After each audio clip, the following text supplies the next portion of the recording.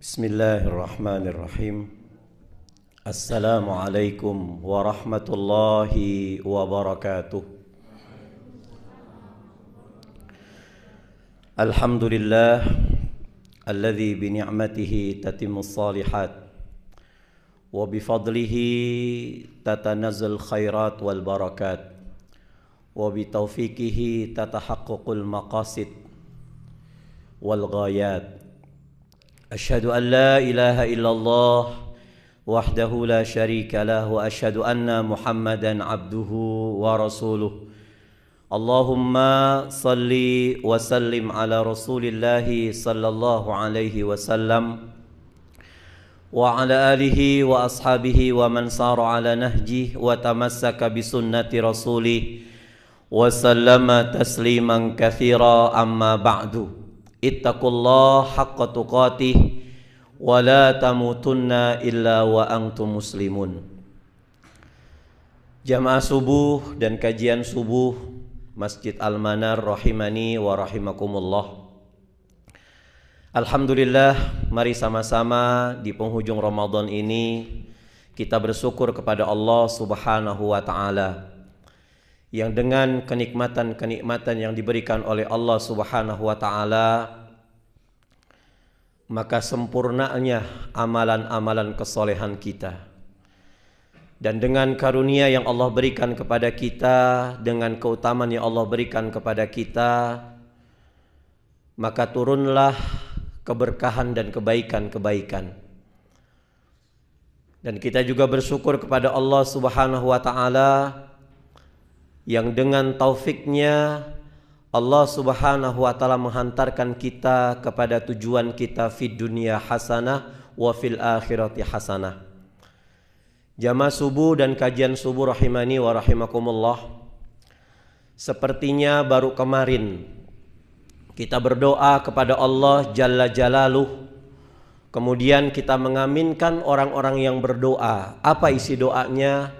Allahumma sallim lana fi Ramadan wa sallim lana Ramadan wa tasallamhu minna mutaqabbalan. Atau Allahumma sallim li ila Ramadan, Allahumma sallim li Ramadan wa sallim li Ramadan wa tasallamhu minni mutaqabbalan. Kita kemarin belum lama sepertinya kita berdoa kepada Allah dan mengaminkan, ya Allah, sampaikan kami untuk berjumpa dengan Ramadan, dan sampaikan Ramadan untuk connect dengan kami, dan terimalah semua amaliyah-amaliyah Ramadan kami. Dan tepat hari ini kita pun berdoa dengan doa yang berbeda, dengan kalimat yang berbeda. Ya Allah, jangan tinggalkan kami dengan Ramadan.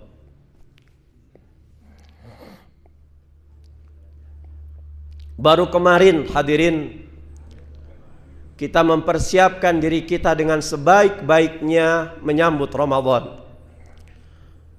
Dan hari ini di penghujung Ramadan kita pun bersiap-siap diri untuk ditinggal oleh Ramadan. Ramadan adalah Rabiul Mu'min, musim seminya orang-orang yang beriman. Dan di bulan ini Allah Subhanahu wa taala memanggil secara khusus orang-orang yang beriman. Ya ayyuhalladzina amanu, hai orang-orang yang beriman. Maka di Ramadan ini pengakuan kita sebagai seorang muslim sangat tidak cukup untuk mendapatkan kenikmatan Ramadan. Tanpa iman, Ramadan terasa beban buat kita. Tanpa iman, Ramadan sebagai tekanan hidup buat kita. Maka dengan iman semua adalah kenikmatan-kenikmatan. Sebentar lagi Ramadan akan melalui kita, akan berlalu di hadapan kita. Kenikmatan-kenikmatan yang kita tanpa letih mengeluarkan dari lisan ini ayat-ayat Allah Subhanahu wa taala. Dimanapun kita berada, yang dagang nunggu pelanggan baca Quran, Yang ngantor di sela-sela istirahat ba'da zuhurnya dia baca Quran. Mungkin yang nunggu anak sekolah dia ngambil Quran. Kenikmatan ini tidak akan pernah kita dapatkan di luar Ramadan. Salat demi salat qiyamul lailnya bukan 2 rakaat, bukan 5 rakaat, bahkan puluhan rakaat kita lahap karena kenikmatan kita di bulan Ramadan. Dan imam qiyamul lail, imam tarawih, dan imam maghrib, subuh, isya, dia baca setelah Al-Fatihah bukan surat-surat pendek. Dia baca surat-surat panjang yang mungkin bahkan kita sendiri nggak paham apa yang dibaca oleh imam, tapi saat itu Allah mengeluarkan air mata kita tak terasa di atas kedua pipi kita. Ini cuman ada di bulan Ramadan, jamaah. Dan di Ramadan Allah Subhanahu wa taala mendidik hati kita agar semata-mata puasa kita bukan hanya sebatas bisa menahan lapar, bisa menahan haus, bisa untuk menjaga hubungan untuk tidak hubungan suami istri. Karena di dalam kitab Mukhtasar Minhajul Qasidin, Al-Imam Ibnul Qudamah itu membagi tingkatan orang yang berpuasa, jamaah. Kalau dari tahun ke tahun puasa kita yang kita lakukan kemarin tanpa perubahan, apalagi puasanya orang-orang yang kelas ekonomi, Ibnul Qudamah itu membagi puasa di dunia ini, puasa orang-orang yang menjalankan Ramadan itu dengan beberapa tingkatan. Karena memang Abu Malik Kamal dalam kitab Syekh Fiqh Sunnah Said Sabiq itu mengatakan Ramadan madrasatun yatadarrabu fihal mu'min. Ramadan itu sekolah, Ramadan itu madrasah, Ramadan itu kampus, taman TPQ, di mana kita dididik oleh Allah Subhanahu wa taala dengan gemblengan secara Islam. Dan Ramadan ada 3 tingkatan, jamaah. Kadang-kadang kita menyambut Ramadan dengan sesuatu yang seperti kita menyambut yang lainnya. Maka ingat ada kaidah usul fiqh yang mengatakan seringnya kita bertemu justru akan menjadikan kurangnya sensitivitas kita. Makanya Rasulullah SAW mengatakan, celaka seseorang. Siapa mereka yang ketika Ramadan berlalu tapi dia tidak mendapatkan ampunan dari Allah Subhanahu wa taala. Bahkan Rasul memakai kata-kata raghima anfu. Raghima itu tersungkur, anfu itu hidung. Artinya celaka orang itu, jatuh, Pak. Siapa mereka? Masuk bulan Ramadan, dia ketemu bulan Ramadan, tapi Ramadan gak connect sama dirinya. Makanya sahabat dalam Lataiful Ma'arif itu berdoa seperti itu 6 bulan sebelum Ramadan dan 6 bulan setelah Ramadan. Ya Allah, sampaikan kami dengan bulan Ramadan dan sampaikan Ramadan kepada kami. Banyak orang yang dia sampai kepada Ramadan, tapi ternyata Ramadan gak sampai kepada dia. Rasulullah SAW bilang, "Idza jaa Ramadan futihat abwabul jannah wa ghaliqat abwabun nar wa suffidatis syayatin." Kata Rasulullah SAW, kalau Ramadan itu datang, Allah itu telah bersiap-siap futihat abwabul jannah. Ini sudah ismul majhul. Artinya memang sudah dibuka sama Allah Subhanahu wa taala pintu surga. Artinya apa pintu surga dibuka? Ini kata Rasulullah SAW dan kata para ulama, sarana dan prasarana serta akses semua ibadah dimudahkan oleh Allah Subhanahu wa taala di bulan Ramadan. Lihat Pak, di bulan Ramadan semangat orang menjadi dermawan tiba-tiba itu cuma ada di bulan Ramadan. Semua penuh keberkahan. Wa ghulliqat abwabun nar. Kalian pintu surga dibuka. Tapi bagaimana dengan ibadah kalian? Bagaimana dengan Ramadan kalian? Bagaimana dengan qiraah Quran kalian? Kalian masih malas, kata Rasulullah. Kebangetan sekali Anda. Kelewatan sekali Anda. Pintu surga sudah dibuka.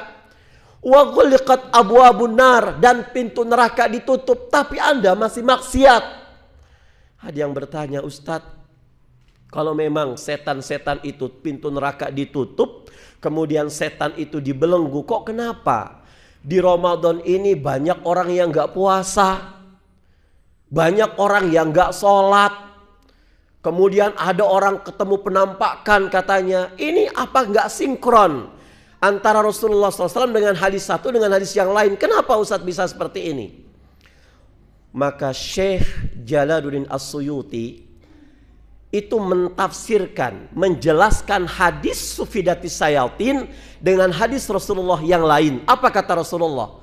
Setan yang dibelenggu ketika bulan Ramadan itu namanya Marodatul Jin, Bu. Siapa Marodatul Jin itu? Maka ada satu kitab namanya Umdatul Qari.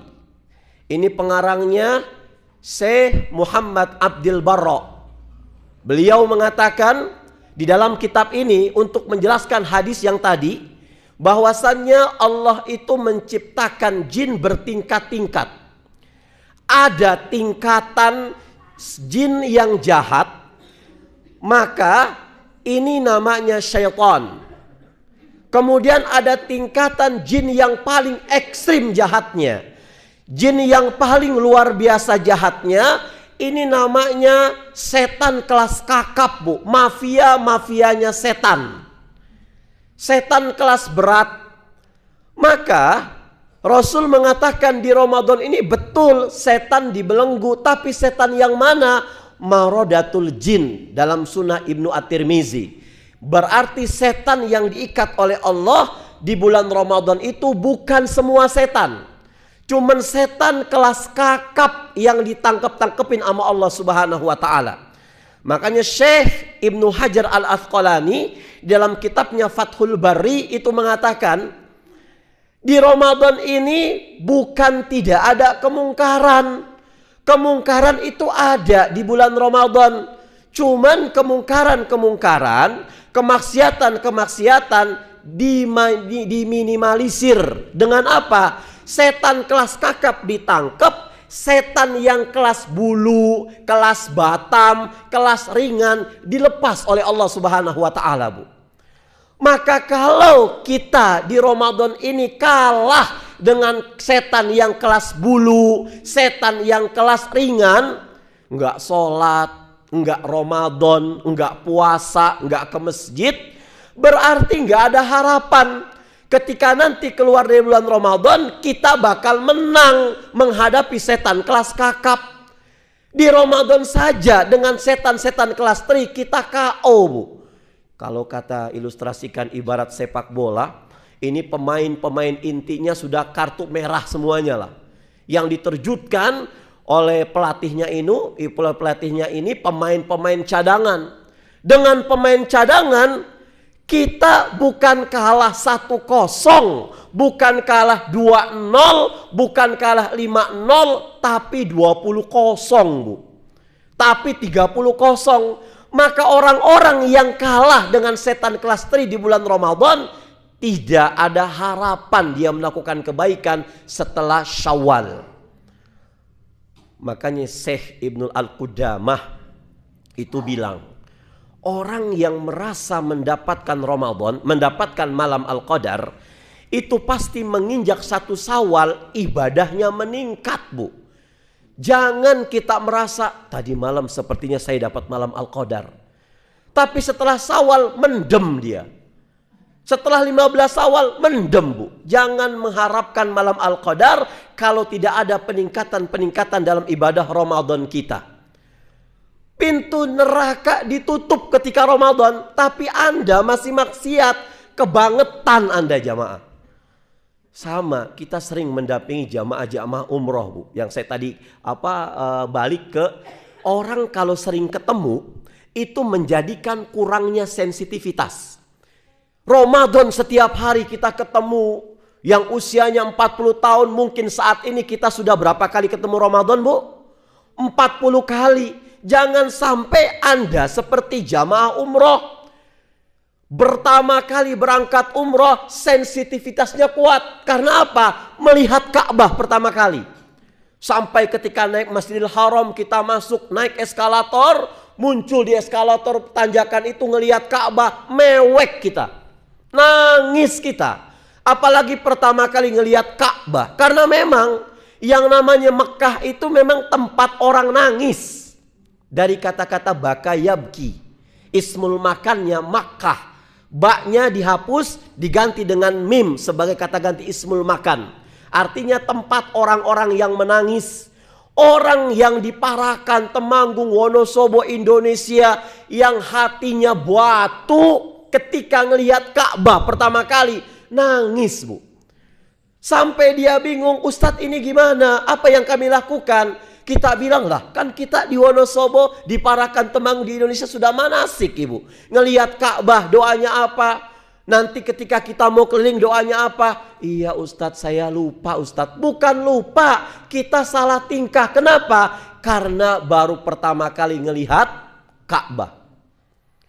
Di hari pertama suami istri bilang, Ustadz, mohon maaf Ustadz, mungkin malam ini saja saya izin. Loh kenapa Bapak Ibu? Saya kepengen iktikaf di Masjidil Haram Ustadz.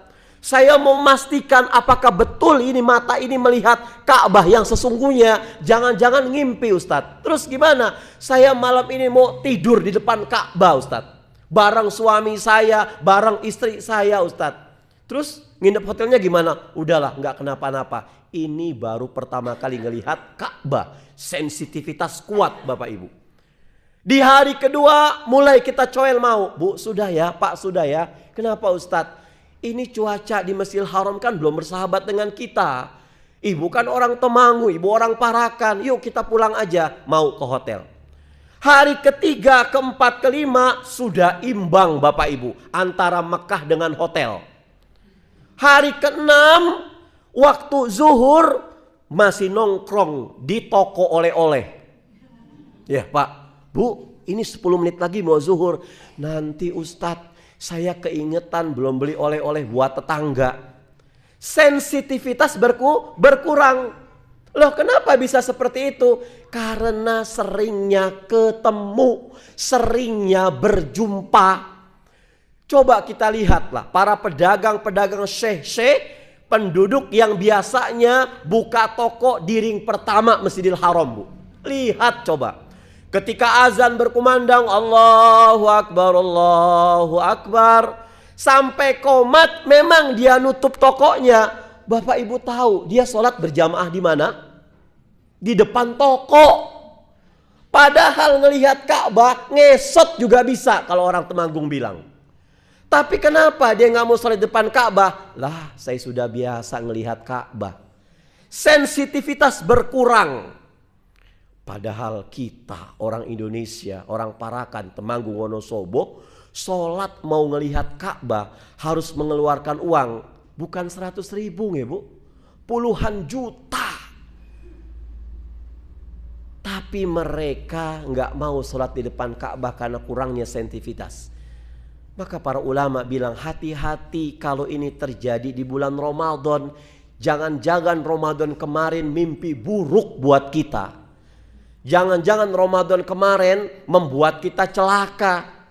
Karena lah Ramadan paling-paling acaranya bukber, paling-paling acaranya taraweh, paling-paling acaranya iktikaf. Seperti itu, nggak ada sensitivitas. Nggak ada sensitivitas. Apalagi di Ramadan itu kemarin Bapak Ibu, Masya Allah, yang memberikan promo itu bukan hanya Allah di bulan Ramadan. Ini puncaknya promo Allah berikan di 10 hari terakhir Ramadan. Ternyata mal-mal di Magelang gak mau kalah memberikan promo, Bu. Masya Allah, akhirnya buyar i'tikaf kita. Semuanya buyar, qiraah Quran kita buyar, padahal tinggal 3 juz lagi. Mungkin kita punya target 1 hari 3 juz, 10 hari hatam, 1 hari 3 juz, 10 hari hatam. Ini di malam ke-29, di hari 29 sudah KO kita. 3 juz lagi mau hatam. Lihat di bulan Ramadan. Ada acara program, itu program disukai sejuta umat Bapak Ibu. Program apa tuh? Bukber. Masya Allah. Bukber boleh nggak? Boleh. Tapi hati-hati, setan paling halus di waktu-waktu bukber. Izin sama suami, Mas nanti ada alumni TK mau bukber berapa hari mah? 3 hari. Bu, ya? Alumni SD bukber 3 hari, SMP 3 hari, SMA 3 hari, TK, SD, SMP, SMA. Belum kampus 3 hari. 3 dikali 5 berapa hari Bu? 15 hari. Belum organisasi 3 hari. Kalau organisasinya 1, organisasinya 3, 9 hari. Di kantor belum. Kalau kantornya 1, kantornya 5, jangan-jangan Syawal masih bukber. Ketika meninggal malam takbiran, nerima rapot, ya Allah mana rapot saya Ramadan tahun 2023 1444. Kita baca dari hari pertama ke 30, isinya apa Bu? Bukber, bukber, bukber, bukber. Anda itu apa kata Allah, kata Rasulullah SAW? Semua masjid musola di puncak-puncak klimaksnya Ramadan mengalami kemajuan. Kemajuan apanya? Softnya kemajuan. Nanti nih besok subuh sepi nih. Pada kemana? Mudik Bu. Mudik semuanya. Karena memang Masya Allah setan itu paling canggih untuk memperhalus kita. Maka yang tadi saya lanjutkan tadi, hati-hati dengan puasa kita. Kata Rasulullah SAW, kalau puasa kita cuman kaful batni, ya, kaful batni wal farji an qadati syahwah. Kalau puasa kita masih puasa kelasnya orang-orang ekonomi, ya, kelasnya kelas ekonomi, hanya sebatas nggak bisa makan, menjaga minum, menjaga hubungan suami istri, 99,99% ditolak oleh Allah Subhanahu wa taala. Loh kenapa Ustadz? Lihat hadis Rasulullah, "Man lam yada qaulaz zur wal amala bihi." Barang siapa yang puasa Ramadan, dia hanya bisa menahan makan, lapar dan tidak hubungan suami istri, tapi dusta masih jalan. Ngomongin orang masih jalan, namimah masih jalan, ngadu domba masih jalan, benci sama orang masih jalan. Falaisa lillahi hajah fi ayyada'a ta'ama syarabahu. Maka Allah nggak butuh. Allah nggak perlu dengan puasa Anda. Puasa kayak begitu anak TK juga bisa. Kita jam 12 siang nanti misalkan lagi puasa terik matahari luar biasa. Ibu bapak disediain es kelapa, Masya Allah. Kira-kira dimakan gak bapak ibu? Enggak lah, lagi puasa Ustadz. Es campur? Enggak Ustadz. Tapi jam 7 pagi, jam 8, jam 9 pagi disuguhi bangke saudara muslim kita, dimakan Bu. Bahkan nambah. Enggak Ustadz, saya tidur paling di rumah. Ngapain? Nyetel TV. Yang dilihat apa? Gosip Bu. Yang dilihat apa? Selebriti. Kalau beritanya benar, si artisnya nggak seneng diomongin, gibah kita, hancur puasa kita. Kalau seandainya beritanya nggak benar Ustadz, dahsyat lagi, fitnah kita. Maka puasa golongan pertama sudah dimentahkan sama Allah Subhanahu wa taala. Ini puasa orang yang memang ketika Ramadan keluar, dia nggak mendapatkan ampunan. Kemudian yang kedua, Ibnu Qudamah bilang dalam Mukhtasar Minhajul Qasidin, itu ada puasanya kelas orang-orang yang bisnis, kelas bisnis. Siapa mereka? Mereka bukan hanya bisa menjaga enggak makan, menjaga enggak minum, menjaga untuk tidak hubungan suami istri, tapi ketika masuk Ramadan, mereka bisa kafun nadri, menjaga penglihatannya. Wakaful lisan, menjaga lisannya. Wakafus sam'i, menjaga pendengarannya. Wakaful yad, menjaga tangannya. Wakaful rijli, menjaga kakinya. Wajami sairil jawarih mi'anil asam. Dan dia bisa menjaga semua organ tubuhnya untuk tidak melakukan dosa. Ini artinya mempuasakan tangannya, mempuasakan lisannya Pak. Ini tingkatan bukan tingkatan puncak. Maka puasa yang kita harapkan, apalagi usia sudah 40 tahun ke atas.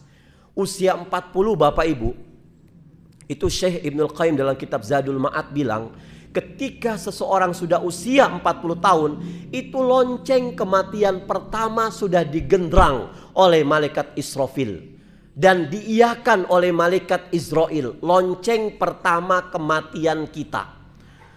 Maka puasa kita dari tahun ke tahun, ikut puasa yang ketiga, puasanya orang-orang eksekutif, Puasanya orang-orang VVIP. Bukan hanya VIP tapi VVIP. Very very important person. Bagaimana puasanya? Sudah saumul qalbi. Puasa hati.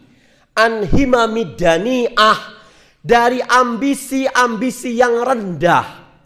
Wal afkaril muba'adati anillah. Dan pemikiran-pemikiran yang bisa menjauhkan orang ini untuk tidak taat kepada Allah Subhanahu wa ta'ala. Wa kaffa amman siwahu. Dan dia mengajak dirinya dan orang lain untuk tidak berbuat kemusyrikan, Bu. Ini puasa hati. Kita posisikan hati kita ini Ramadan tinggal hari ini saja. Wallahu a'lam. Kalau saat ini kita nggak bisa belajar puasa hati, hancur semua amalan kita. Berapa banyak orang yang gara-gara suuzon itu justru menjerumuskan ke neraka, Bu. Saya pernah punya buku, judulnya Allah Pun Berpuasa. Ini M.H. Ainun Najib. Dia punya kisah, wallahu a'lam, kisahnya dari keterangan mana. Cuman kalau kita hayati, luar biasa ini. Ada seorang kiai bertetangga dengan seorang pelacur, Pak, di kisah itu. Ya, ini jadi ibroh saja ya. Kalau keterangannya nggak jelas, bisa jadi ibroh kita. Kiai dengan pelacur. Kiai kalau sudah waktunya as-salatu khairum minan naum, dia keluar rumah sudah rapi, pakai sorban, pakai minyak wangi untuk pergi kemana, Bapak Ibu? Ke masjid. Di perjalanan ketemu tetangganya seorang pelacur baru pulang habis jualan apem, Bu. Oke. Si kiai bilang, "Ya Allah, ini tetangga saya, cantik sih dia, tapi tiap hari zina. Cantik sih dia, tapi aurat diumbar kemana-mana. Neraka lu nanti tuh." Ya. Si pelacur ketemu kiai, Masya Allah, tertata hatinya. Ya Allah, kalau bukan karena suami saya sudah meninggal, kalau bukan karena anak-anak saya masih kecil, saya mungkin sudah sholat malam seperti kiai itu. Saya mungkin sudah sholat subuh pakai mukena ruku tutup aurat saya kayak kiai itu. Ya Allah, kapan Engkau rubah hatiku seperti kiai ini, ya Allah? Dia soleh, amalannya bagus, calon penghuni surga. Secara logika, Bu, secara hati, mana yang baik, pelacur apa kiai? Masya Allahu Akbar. Bukankah dalam Sahih hadis Bukhari mengatakan ada seorang wanita loh, dia tertutup aurat sempurna, kajiannya luar biasa, sholat malamnya luar biasa, tapi ada kucing makan pindang dia, dikurung kucing. Berhari-hari nggak dikasih makan, berhari-hari nggak dikasih minum, ternyata mati itu kucing. Kata Rasulullah apa? Hiya finnar, dia di dalam neraka. Dalam riwayat lain dikatakan, ya Rasulullah, aku punya tetangga ya Rasulullah, itu auratnya tertutup rapat, pakai niko, pakai purda, pakai cadar, keluar saja ya Rasulullah, itu mau nuker gas 3 kg misalkan, Bu, nggih. Itu di depan warung mau nuker gas, itu rapat ya Rasulullah. Ke masjid nggak pernah absen, kajian nggak pernah ditinggalkan. Tapi hatinya busuk sama tetangga ya Rasulullah. Lisannya itu nggak bisa diatur sama tetangga. Sampai kalau dia ngomong, aduh, kita semuanya itu benar-benar kecewa dengan dia. Di mana dia ya Rasulullah ketika meninggal? Hiya finnar, ya di dalam neraka, Ibu. Salamatul insan fi hifdzil lisan. Sebaliknya ada tetangga yang sholatnya biasa-biasa saja loh. Kajian biasa-biasa saja. Ngaji biasa-biasa. Tapi kalau ngomong kalau ngomong tuh luar biasa. Ketika ditanya, nah ini baru penghuni surga. Jadi orang tertata hatinya. Ramadan ini, Bu, ngedidik kita untuk menata hati. Ibu lagi puasa, ini terakhir nih. Kata Ibnu Rajab di dalam Lataiful Ma'arif. Ya, ibadah Ramadan kita ini tinggal hitungan hari lagi. Maka dari tanggal 1 sampai tanggal 28 kemarin, kalau Ramadan kita acak-acakan penuh dosa, dengan rofasnya, dengan kata kotornya, ditutupi dengan hari ini, maka tercover jadi sempurna semua, Bu. Tapi sebaliknya, kalau dari tanggal 1 Ramadan sampai tanggal 28, Masya Allah kita ikuti Ramadan dengan sempurna. Tapi di 29 kita tutup dengan kemaksiatan, hancur 1 sampai 28 tadi. Karena al-a'mal bi khawatimiha, yang namanya amal soleh itu tergantung endingnya. Bapak Ibu sholat zuhur, rokaat pertama khusyuk, rokaat kedua khusyuk, rokaat ketiga khusyuk, rokaat keempat kentut. Batal nggak Bu? Batal Pak. Ini yang Syekh Ibnu Rajab mengatakan. Nanti kita jam 9 mungkin, biasanya kita ke pasar, ngelihat ada orang yang berkeliaran, palanya nggak kelihatan, badannya nggak kelihatan, kakinya kelihatan, ada tulisan mie ayam parakan. Ya Bu, kita biasanya bilang, ya Allah ini orang masih muda juga, saya lihat tuh cewek masih muda, kok nggak punya otak sama sekali, siang-siang makan, nggak ngormatin orang yang berpuasa. Maka Ramadan tahun 2023 ini kita balik, yang puasa hormati orang yang tidak puasa Bu. Ini tertata hati kita. Mungkin dia makan, pertama mungkin perantau Bu, musafir. Kali aja dia dari Kalimantan, orang Parakan tinggal di Kalimantan. Lebaran pulang, ya kan? Buat musafir kan Ramadan batal nggak kenapa-napa nggih Bu? Kemarin Ustaz Safik itu ngajarin kita supaya nggak tabu kita membatalkan puasa itu. Jangan kekeh mau mati tetap puasa, akhirnya betul-betul mati. Ketika nanti di akhirat naik banding sama Allah, kata Allah salah kamu. Kan aku sudah bilang dalam Al-Quran, kalau memang lagi safar boleh engkau batalkan, tapi puasa lebih baik. Tapi gimana dulu yang baiknya? Ustaz Safik ketika mendarat langsung di Soekarno-Hatta, langsung ngambil es jam 12 siang ya Bu. Assalamualaikum warahmatullahi wabarakatuh. Jamaah, Allah mengatakan dalam Al-Quran hadis, itu bukan provokatif, bukan, mengajarkan agama kepada kita. Berapa banyak kita diberikan hadiah oleh saudara-saudara kita, kita ambil, diberikan rukhsah sama Allah, kita enggak ngambil. Maka pada saat-saat ini, hari ini kita melihat orang-orang yang memang di Ramadan ini tidak melakukan amalan-amalan kebaikan, jaga hati kita. Saya berangkat tarawih misalkan dari rumah, dapat jadwal di satu masjid di Wonosobo, saya bawa motor, ngelihat satpam.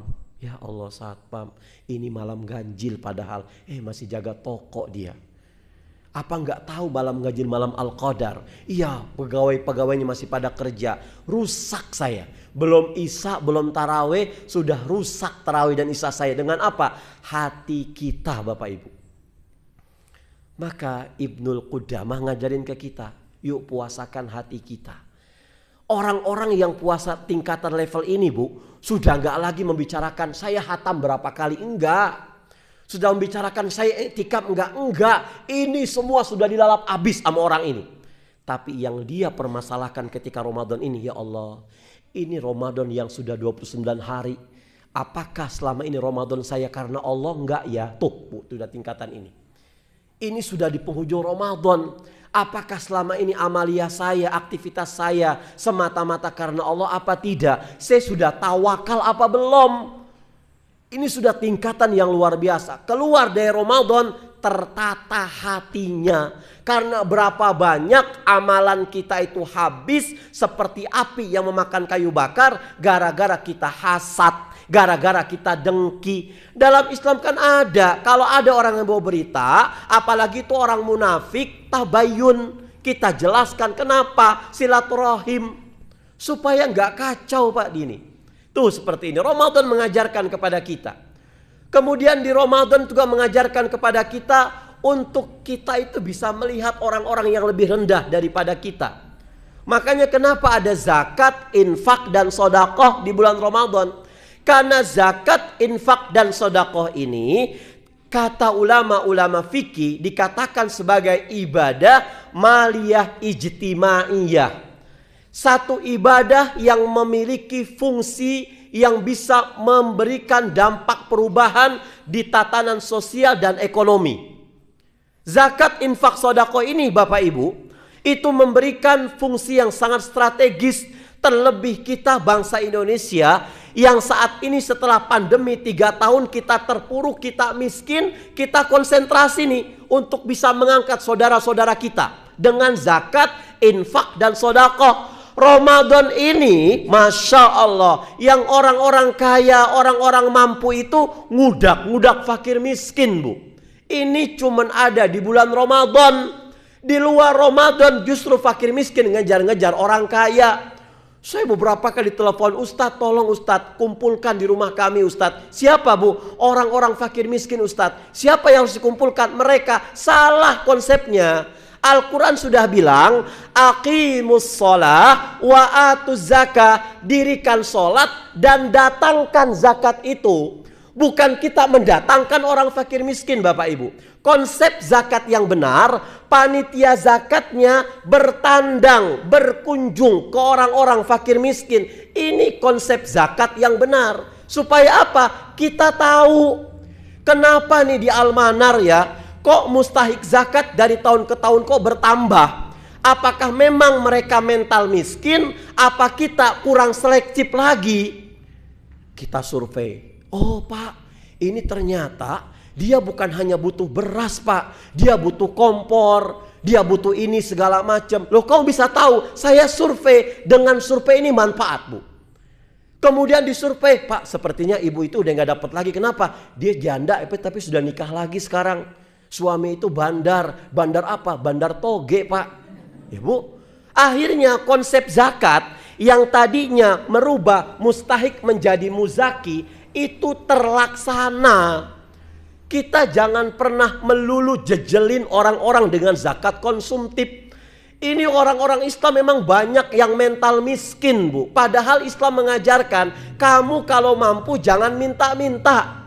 Kalau minta-minta sementara kamu mampu, kelak nanti di akhirat ketemu dengan Allah, muka kamu tuh gak ada dagingnya. Punya mental luar biasa Bu. Masuk sekolah, bilang sama kepala sekolahnya, Pak mohon maaf Pak, bisa nggak di sini ada SKTM? Apa tuh SKTM? Surat keterangan tidak mampu. Soalnya saya nggak mampu. Baru mau daftar Bu. Akhirnya Allah menjawab doa kita. Kita betul-betul nggak mampu. Makanya kalau seandainya kita kepengen anak-anak kita di mana dia di sekolah, itu mindset yang paling tepat.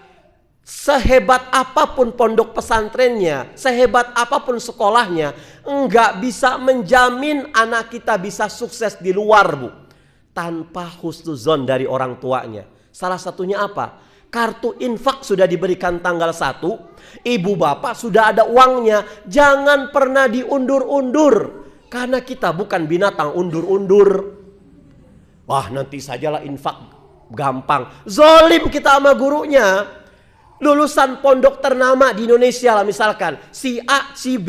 Si A, si B lulus, ternyata ini derajatnya sama-sama mumtaz. Ketika berkecimpung di masyarakat, si B lebih sukses, si A nggak sukses.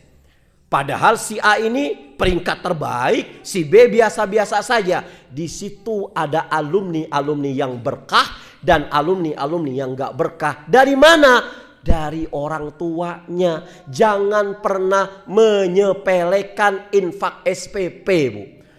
Guru-guru sudah memberikan ilmu nih kepada anak-anak kita dan gak pernah dipending, gak pernah diundur. Apakah pernah ada sekolah? Si A belum bayar nih, kamu gak belajar dulu keluar. Gak pernah. Tapi kenapa SPP dan uang infak kita suka diundur-undur? Maka saya kembali lagi, tujuan kita di dunia ini ada dua. Tujuan jangka pendek, tujuan jangka panjang. Tujuan jangka pendek namanya fid dunya hasanah. Tujuan jangka panjang namanya wafil akhirati hasanah. Untuk bisa kita menuju kepada tujuan-tujuan itu, kita butuh yang namanya alat Bapak Ibu. Kita semua bisa hadir di Almanar ini, nggak mungkin loncat Bu pakai galah ke atas kan? Pakai ketapel biar nyampe di sini. Tapi kita butuh yang namanya tangga. Maka tangga itu adalah alat kita bisa naik ke Masjid Almanar ini. Nah, tujuan kita jangka panjang, tujuan kita jangka pendek fid dunya hasanah, jangka panjang wa fil akhirati hasanah itu mau tercapai kita perlu alat. Apa alatnya? Surah At-Taubah ayat 111. Apa kata Allah? Innallaha hashtara minal mu'minina anfusahum wa amwalahum bi anna lahumul jannah. Kata Allah, sesungguhnya kami telah membeli nyawa orang-orang beriman, anfus wal amwal, dan harta orang-orang beriman dibeli sama Allah, ditukar sama Allah pakai apa? Pakai surga. Maka para ulama mengatakan kalau kita ingin tercapai fid dunya hasanah wa fil akhirati hasanah, maka alatnya dua. Yang pertama anfus. Apa itu anfus? Anfus itu adalah kekayaan yang ada pada diri pribadi kita. Konsep berpikir, jabatan, wewenang, skill kita, kemampuan kita, ini namanya anfus. Jabatan lah. Kemudian amwal. Apa itu amwal? Kekayaan bentuk materi. Perikanan, usaha kita, rumah kita, aset kita, ini semuanya amwal. Anfus dan amwal adalah alat. Jabatan, harta, alat, bukan tujuan.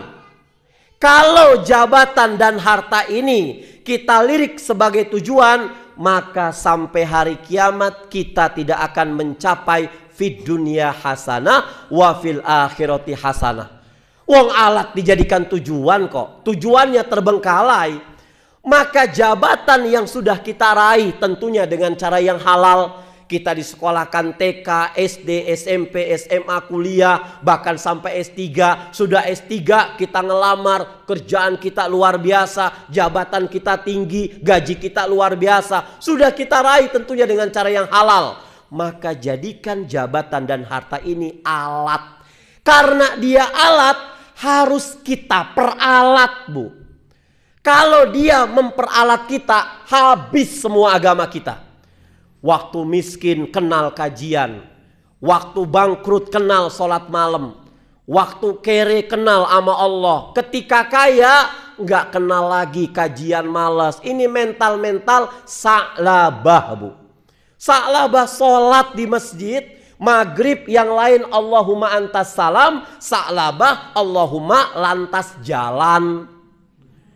Rasul nanya, hei sa'labah, mbok ya doa dulu, apakah kamu nggak butuh sama Allah? Saya butuh sama Allah. Kenapa nggak doa? Dari hari pertama saya lihat jamaah zuhur langsung pulang, asar langsung pulang, maghrib pulang, isya pulang, subuh pulang. Kenapa? Ya Rasulullah, istriku di rumah nunggu sarung yang aku pakai. Aku punya sarung cuma 2, buat istri, buat aku. Kalau sarung yang satu dicuci, terpaksa kita tuker-tukeran.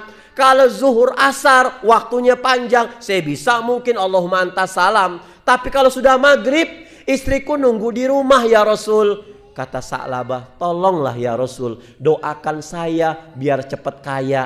Kata Rasul, janganlah jadi orang kaya itu beban. Besoknya begitu lagi, besoknya begitu lagi. Sampai Rasul sudah bosen. Akhirnya Rasul bilang, ya sudah saya doakan. Setelah doa, disinilah konsep ekonomi bicara. Ternyata Islam itu kalau orang mau sukses bukan abrakadabra, simsalabim cuman dengan doa. Sa'labah didoakan, ya Allah kayakan Sa'labah, cukupkan Sa'labah ya Allah. Setelah doa diaminkan oleh Sa'labah, Rasul memberikan wasilah berupa apa? 2 ekor domba, jantan dan betina. Ini konsep Islam yang benar. Jadi gak bisa kita mau kaya ngikutin Mbah Slamet di Banjarnegara penggandaan uang, Bu. Gak bisa. Islam itu kalau Anda kepengen kaya, enggak simsalab abrakadabra, usaha, kemudian doa supaya tidak sombong. Karena apa? Bicara zakat, infak dan sodako itu Anda kaya, Anda punya jabatan, iya betul, itu Anda raih dan itu Anda capai dan bisa Anda akui. Tapi jangan sampai jabatan Anda, harta Anda cuman menjadikan Anda soleh pribadi tapi tidak mensolehkan sosial. Maka zakat, infak, sedekah Allah sebutkan dalam Al-Quran kata zakat itu sekitar 32 tempat dalam ayat Al-Quran. Kalau digabungkan infak, sedekah 115 tempat, Bu. Bicara sholat 62, bicara puasa cuman 13, bicara haji cuman 11. Loh, kok banyakkan zakat, infak, sedekah? Ini artinya ketika Allah menyandingkan kata aqimus shalah wa atuz zakah, ulama Imam At-Tabari mengatakan berarti ketika Allah menyandingkan sholat dengan zakat, ini dua-duanya sama pentingnya. Anda sholat, Anda ke masjid, Anda qiyamul lail, Anda ngaji, tapi ketika ada tetangga Anda yang membutuhkan, Anda pura-pura nggak tahu, celaka Anda di hadapan Allah. Hajimu yang sudah berkali-kali, umrohmu yang sudah puluhan kali, bisa saja menyeret kamu untuk masuk ke jurang api neraka jahanam. Karena apa? Kesolehan pribadi kamu tidak bisa kamu praktekkan di kesolehan sosial. Buat apa sih Ustadz kita zakat, infak, sedekah dididik di Ramadan ini? Buat apa? Ada dua, Bu. Yang pertama apa? Membersihkan harta kita. Zaka yuzaki, masdarnya tazkiyatan. Ada bilang zakatan. Buat ngebersihin gimana caranya? Mungkin selama ini kita usaha, kita dagang, kita jualan, kita pegawai jadi pegawai. Kita sudah sholat, kita sudah ngaji. Kita betul-betul kita arahkan, saya harus mencari rezeki yang halal. Tapi ternyata setan lebih cerdas daripada kita. Akhirnya kita cari tanpa kita sadar, cari rezeki yang tidak elegan, masuk harta subhat, masuk harta haram. Maka hadis mengatakan zaku amwalakum bis sadaqah. Dalam riwayat lain zaku amwalakum bis zakah. Bersihkan, khawatir di harta yang kamu punya, dalam jabatan yang kamu punya, banyak harta-harta yang subhat, apalagi yang haram, maka bersihkan dengan zakat, infak, dan sedekah. Gimana caranya? Datangkan, Ustadz, handphone jenengan itu bagus, saya mau. Bukan saya panggil, sini ambil handphone saya. Ini bukan konsep zakat, Pak. Konsep zakat gimana? Saya bawa handphone, ngasih ke orang itu. Wa'atuz zakah. Makanya lebih afdol punten, zakat kita, infak, sedekah kita langsung berikan ke 8 asnaf.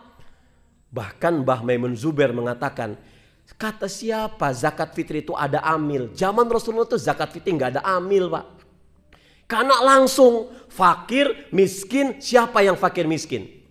Kira-kira janda dapat zakat gak, Bu? Gak dapat janda. Kalau dapat Musdalifah dapat zakat dong, Bu. Yatim piatu tuh nggak dapat zakat. Siapa bilang janda yatim piatu dapat zakat? Nggak ada. Buka surat At-Taubah ayat 60. Pertama fakir, kedua miskin. Nggak ada zakat, nggak ada janda, nggak ada yatim. Tapi kalau kita bilang, Ustadz di sana ada orang fakir, Ustadz, qadarullah janda, betul. Itu ada orang miskin, Ustadz, qadarullah yatim. Soalnya pernah, Bu, ada jamaah bilang, Ustadz carikan kaya anak yatim. Saya dapat di Wadah Selintang, ternyata dia sudah hampir 20 tahun diurus oleh ibu-ibu di sana. Yang ibunya biasalah. Ternyata ada keluarga yang mengatakan bapaknya ninggalin 15 pintu kontrakan di Wonosobo.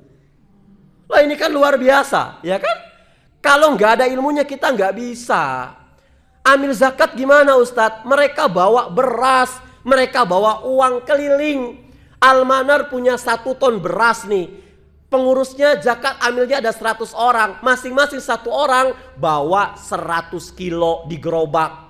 Bawa listnya. Survei langsung. Wa'atuz zakah. Karena orang yang mau bayar zakat ini gak tahu siapa fakir miskinnya. Akhirnya muncullah yang namanya amil zakat sebagai penyambung. Artinya yang tadinya si bayar zakat itu kepengen bertemu fakir miskin langsung, diamanahkan agar panitia zakat ini menemui langsung. Jadi tahu, Bu, mohon maaf, ini betul rumahnya Ibu Sumirah. Ada Ibu Sumirah di sini? Nggak ada. Ibu Sumirah, kami dari Almanar Panitia Zakat Fitri 1444. Ini ada nama ibu. Ibu mendapatkan bagian ini zakat 5 kilo.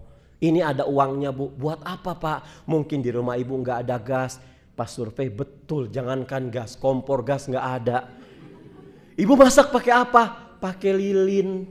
Masya Allah. Kan jadi laporan tuh, ya kan? Laporan. Kita kalau nggak pernah survei nggak tahu, akhirnya menumpuk tuh mustahik zakat. Muzakinya nipis, mustahiknya gendut Bu. Karena kita nggak tahu konsep yang benar. Makanya survei itu perlu sama sekali. Kemudian Rasul dalam kitab Bidayatul Mustahik itu pernah, hadisnya sahih banget. Ada panitia zakat, pengumpul zakat mal nih Bu. Ketika itu dia bilang, ya Rasulullah, ini si fulan bayar zakat denganku berapa? Sekian juta misalkan. Aku dikasih nih ya Rasulullah amplop. Kata Rasulullah, kamu jangan jadi pengkhianat panitia yang lain. Loh kenapa ya Rasulullah? Ini aku dikasih. Coba kamu pikirkan. Kalau orang itu kepengen ngasih kamu uang, kenapa harus nunggu kamu jadi panitia zakat dulu? Kalau dia kepengen ngasih kamu uang dan tahu kamu butuh uang, itu orang kaya langsung bertandang ke rumah kamu. Terus yang benar gimana? Katakan kepada orang yang mau ngasih amplop ke kamu, saya di sini tugas saya hanya mengumpulkan zakat.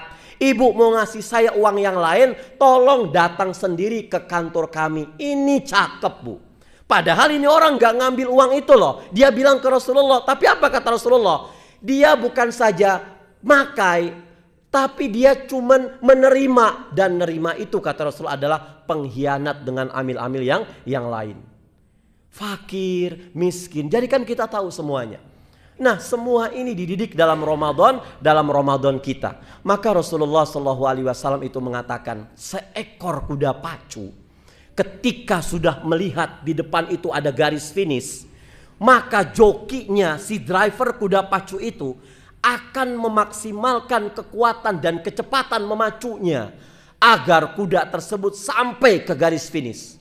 Maka jangan sampai di Ramadan yang terakhir ini bagi kita, kuda pacu itu lebih cerdas daripada kita semuanya. Maka sempurnakan Ramadan kita hari ini. Ada beberapa jam lagi Bu. Kita maghrib, selepas maghrib sudah bukan di Ramadan lah, di Ramadan lagi. Maka Bapak Ibu rahimani wa rahimakumullah, kepengen banyak saya berikan, tapi gimana lagi? Jam 6 sudah harus selesai. Ya, sebelum selesai mudah-mudahan di akhir kajian ini, di akhir Ramadan ini Allah Subhanahu wa taala mandang semua kebaikan-kebaikan kita. Dan mudah-mudahan yang ada hajat dikabulkan oleh Allah Subhanahu wa taala. Tidak ada salahnya kita tutup dengan doa Al-Fatihah.